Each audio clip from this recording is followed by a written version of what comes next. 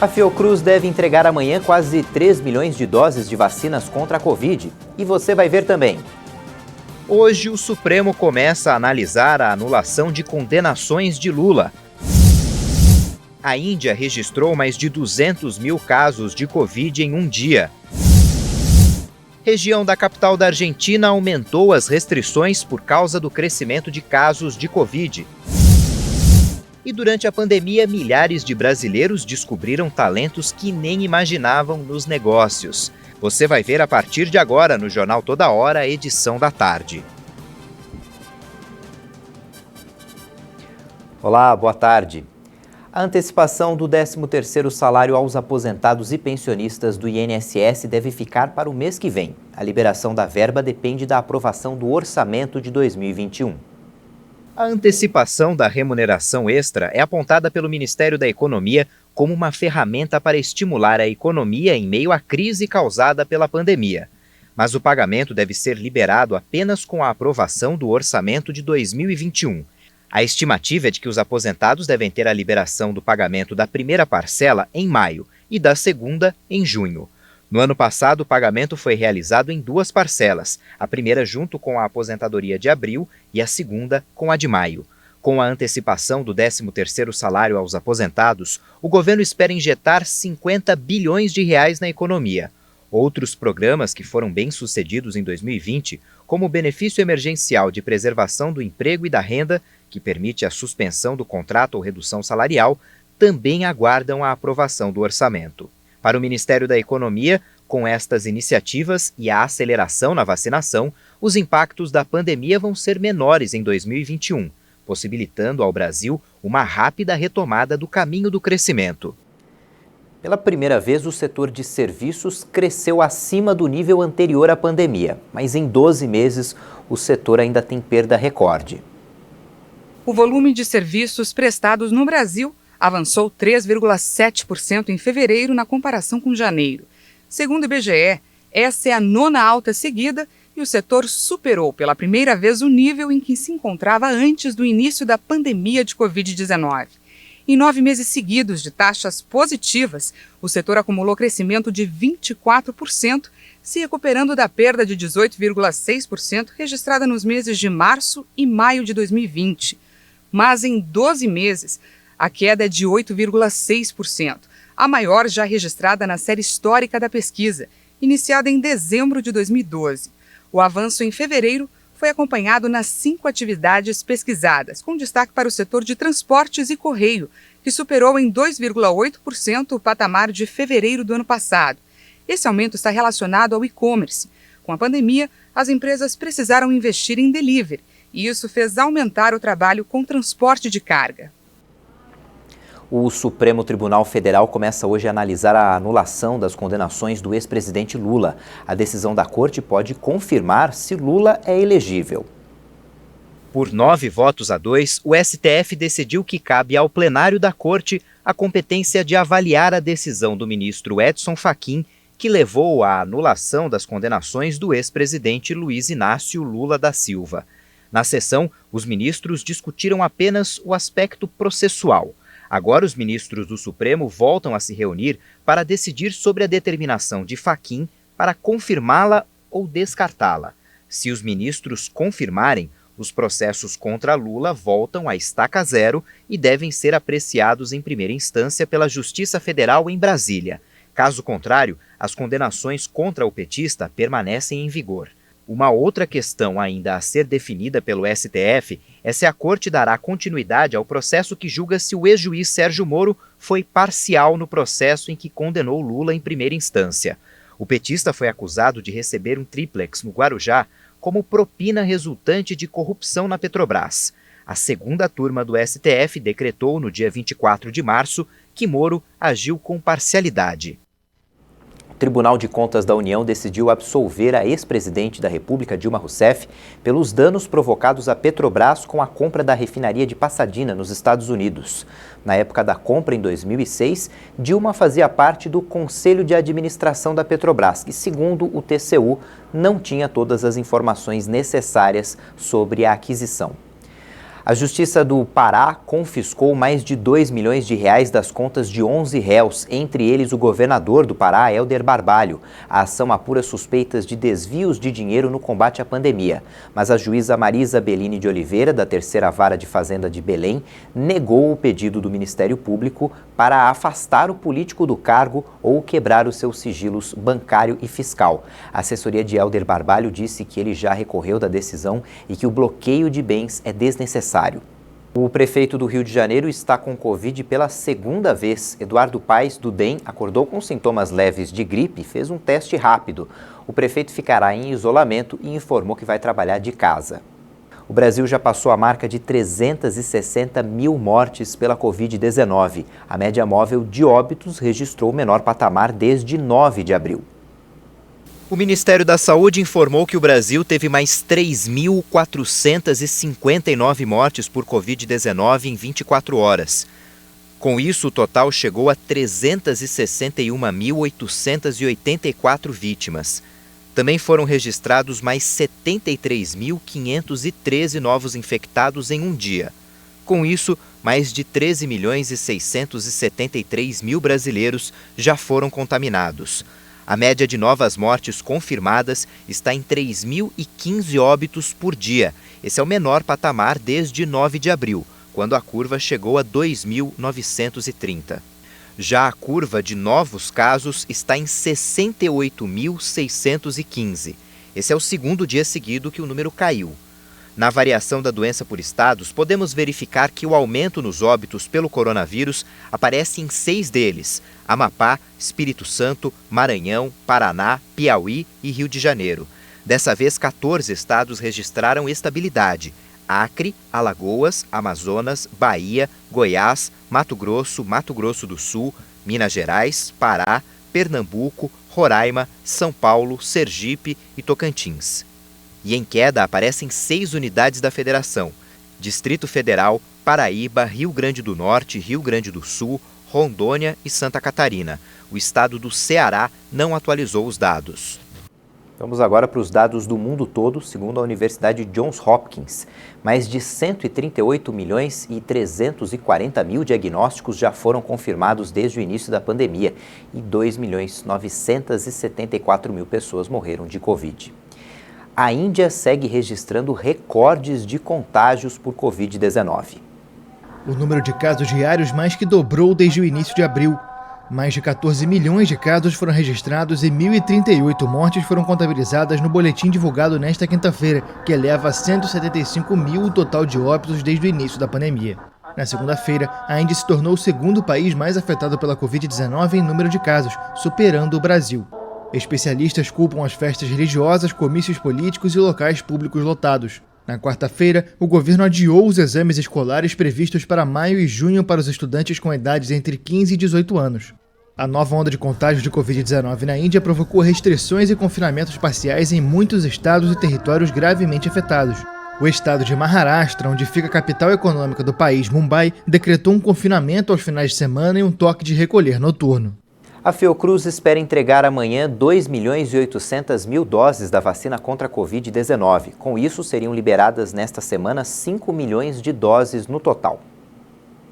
A Fundação Oswaldo Cruz entregou nesta quarta-feira 2.200.000 doses da vacina Oxford AstraZeneca contra a Covid-19 ao Programa Nacional de Imunizações. Mas a Fiocruz espera atingir o total de 5 milhões de doses ainda nesta semana. Essa seria a maior entrega em 7 dias, desde que a Fiocruz começou a produzir o imunizante no Instituto de Tecnologia e Imunobiológicos Biomanguinhos em fevereiro. Até a semana passada, a Fundação liberou um total de 5.800.000 doses. E com os números desta semana, a Fundação vai superar 10 milhões de doses produzidas e disponibilizadas por Biomanguinhos.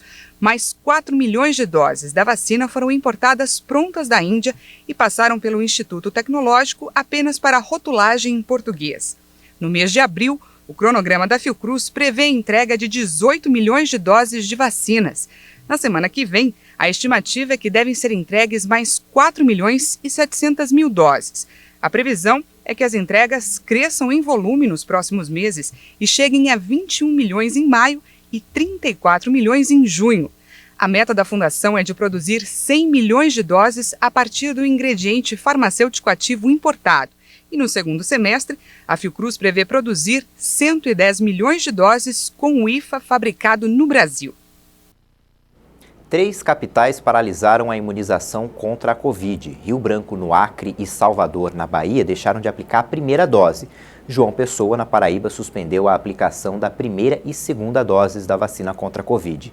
Em nota, o Ministério da Saúde informou que está trabalhando incansavelmente para imunizar a população, mas a escassez de vacinas é mundial. E com a quantidade de doses previstas para chegar ainda esse mês, o país poderá vacinar até 1 milhão de pessoas por dia.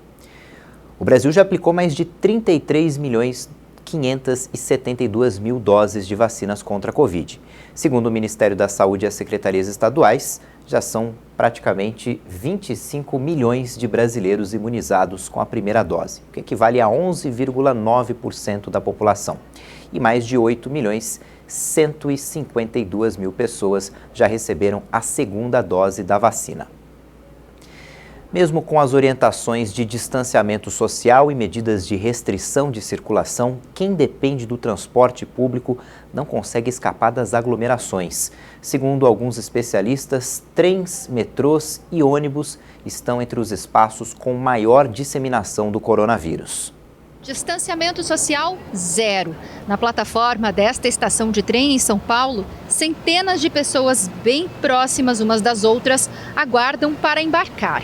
Sabe-se que a gente tem uma restrição de ambiente e não tem como a gente ficar fazendo distanciamento social, né, que é imprescindível nesse momento, sempre foi contra a pandemia do coronavírus.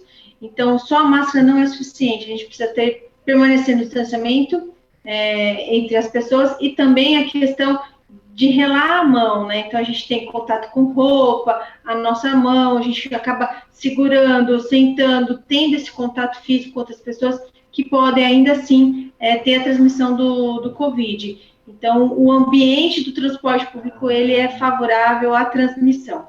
Medo é o que define quem precisa utilizar o transporte público todos os dias. Quem depende dele para se locomover não tem como fugir dos riscos. Tem muito receio mesmo, porque para a gente trabalhar, a gente só sai de casa mesmo para trabalhar a pulso, porque senão não saía. E depende do transporte? E depende do transporte, porque se a gente não tiver transporte, a gente não trabalha. E tem aglomeração dentro do ônibus? A aglomeração tem. No caso da minha família, já morreu 3 pessoas já. Eu ando assim. Qualquer lugar que eu saia, qualquer um, na esquina da minha casa, eu só saio assim. Desde o ano passado. É medo de pegar coronavírus? Eu gostaria de não pegar, né? Estou fazendo tudo. E por que o senhor está usando o ônibus hoje? É que eu vim aqui no mercado, deu para comprar um peixe, mas já tinha encerrado já. Então foi ao supermercado e precisou usar o ônibus? É. E fica com receio? Ah, amigo, tento me proteger. Tanto que eu tô aqui, ó, meu alquinho. Né? Você usa o transporte público para ir para o trabalho, para quê? Trabalhar. Tanto que eu pego o metrô, mas saio mais cedo para não pegar metrô também. Entendeu? Todos os dias? Todo. À noite. Eu vou agora. Depende do transporte público? Sim. Quem depende do transporte público dificilmente consegue escapar da aglomeração. Segundo alguns especialistas, esse é o local ideal para a contaminação do novo coronavírus, seja de forma direta ou indireta. Só o uso de máscara nem sempre é o suficiente para evitar o contágio. Encostar as mãos nas barras, nos botões e apoios pode ser um fator de risco para contrair a doença, como explica a doutora em microbiologia. Esse contato, então, entre as pessoas e também o contato físico com aquele apoio, né, de mão, os próprios assentos, né, acaba tendo essa possibilidade de transmissão do vírus, sim, porque acaba sendo uma transmissão indireta, né, a gente chama por objeto. Então, uma pessoa contaminada relou ali, deixou o vírus, e a outra pessoa vem, rela e leva. Aí a gente tira a máscara, manuseia a máscara, muita gente rela na máscara para dar aquela ajeitadinha, rela na frente, né, não tem o cuidado de relar apenas no elástico. Então, são N fatores que favorecem, sim, a transmissão do vírus. Mas para quem não tem como fugir das aglomerações do transporte público, algumas recomendações básicas podem pelo menos ajudar a diminuir o contato com o vírus. Evitar pegar, evitar horários de pico, né? A gente sabe que às vezes é bastante inevitável, mas assim, com a restrição do número de ônibus devido à pandemia, o que aconteceu? Os horários de picos acabaram enchendo mais esses ônibus. Então, quem puder, quem conseguir evitar esses horários, ele também deve ser feito. Depois do intervalo, vamos mostrar os brasileiros que descobriram talentos nos negócios durante a pandemia. Voltamos já.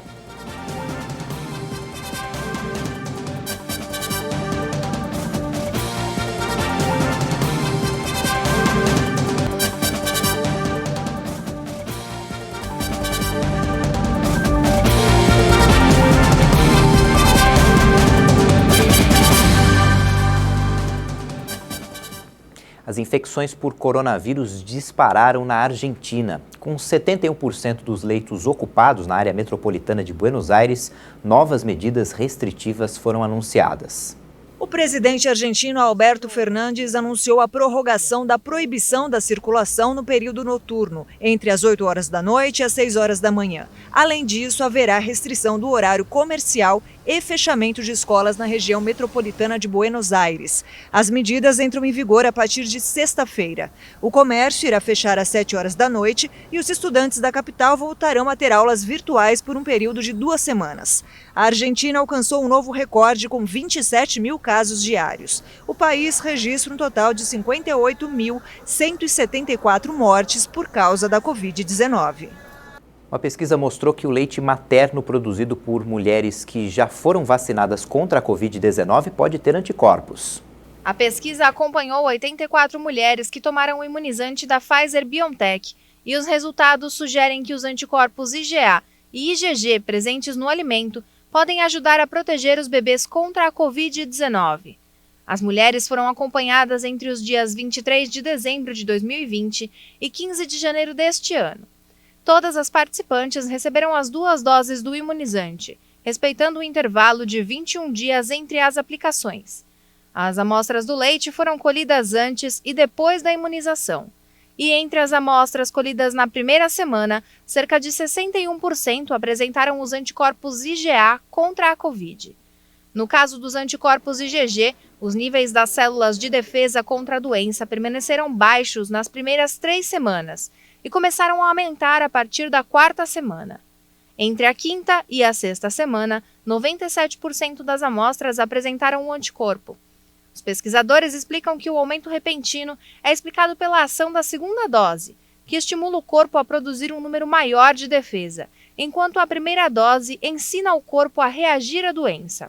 O estudo ainda tem limitações e não permite concluir que os bebês estão protegidos apenas por receberem anticorpos do leite materno. Os pesquisadores apontam que, mesmo que nenhum teste em crianças tenha sido realizado, estudos anteriores já mostraram a capacidade de neutralização dos mesmos anticorpos. Na pandemia, muitas pessoas que perderam o emprego descobriram talentos que nem imaginavam que tinham. Milhares de brasileiros encontraram na crise uma oportunidade de negócio e começaram a empreender.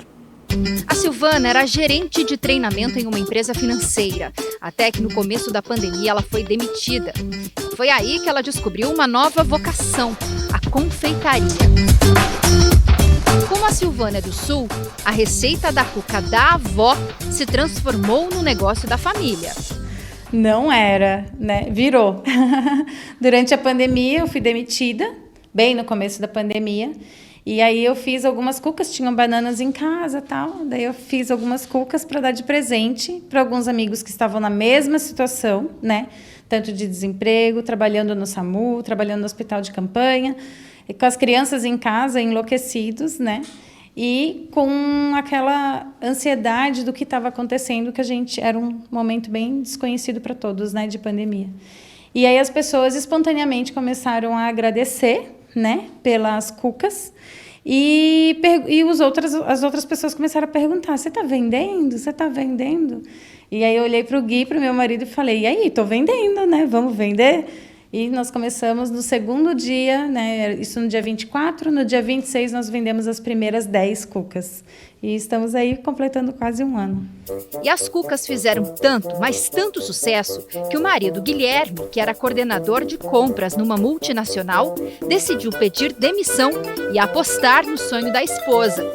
O negócio cresceu e hoje a Silvana coloca a mão na massa e o Guilherme cuida dos pedidos e da logística. A Sil, ela se focou com a produção da cuca e eu cuido mais dessa parte de pós-produção, que é embalagem, entrar em contato com motoboys, né? Então a gente tem um número grande de motoboys de pedidos que a gente já manda diariamente.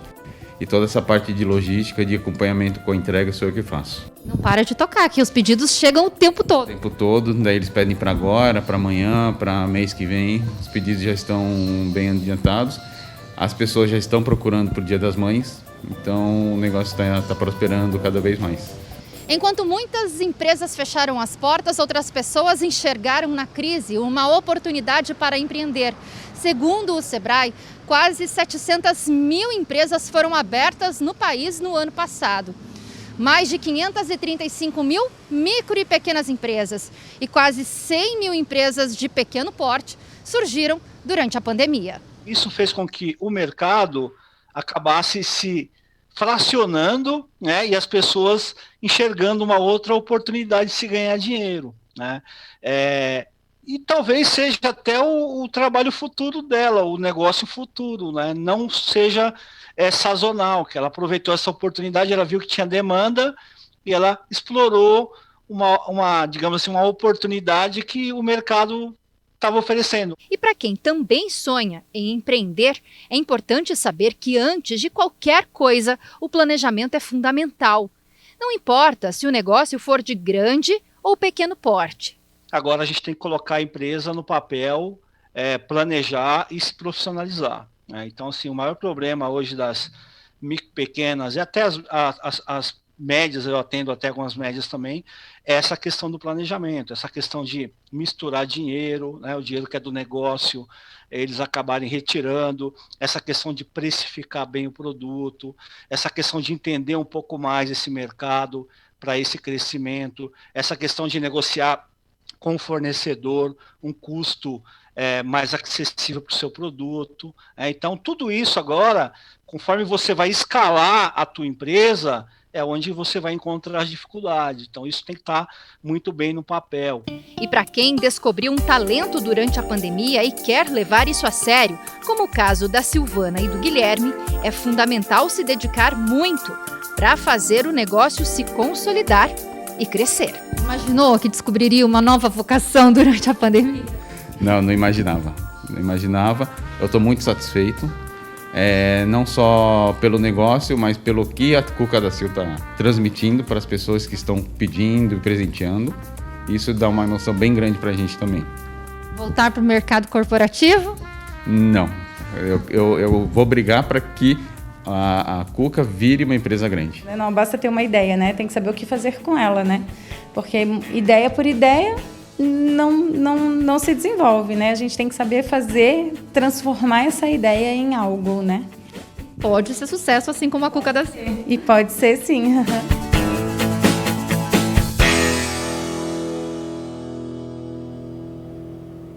Essa edição fica por aqui, você confere outras informações daqui a pouco com a Juliana Dariva. No YouTube você pode rever nossas reportagens. Boa tarde.